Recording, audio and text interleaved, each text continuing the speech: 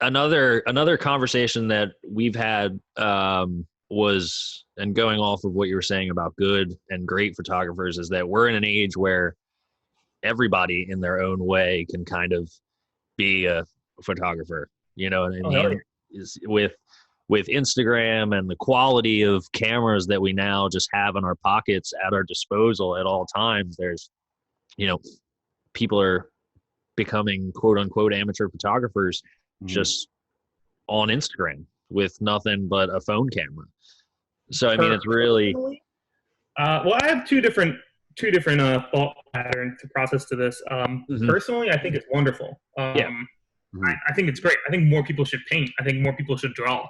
Yeah. They look at, like we've talked about before, Forrest, they look at these skills like they're this God-given talent that no one would be able to replicate. But there's some truth to that, but there's also years of practice and study that go into these things. Like, absolutely, you could learn how to draw 50% better than you can draw today if you put the time in. Yeah. I'm never saying like you'll never be phenomenal. Maybe you'll never be a master at it, but you'd be better.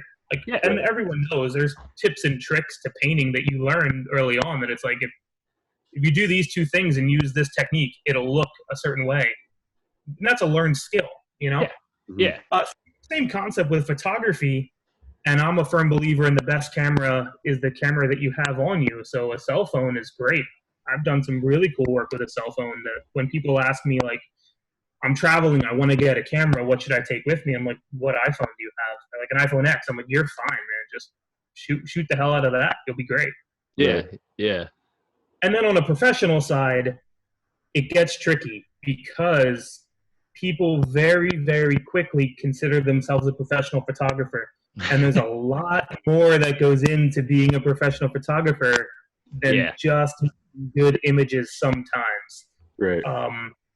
You have to be, I learned very quickly that there's a whole different side to owning and operating a business that has nothing to do with just photography, let alone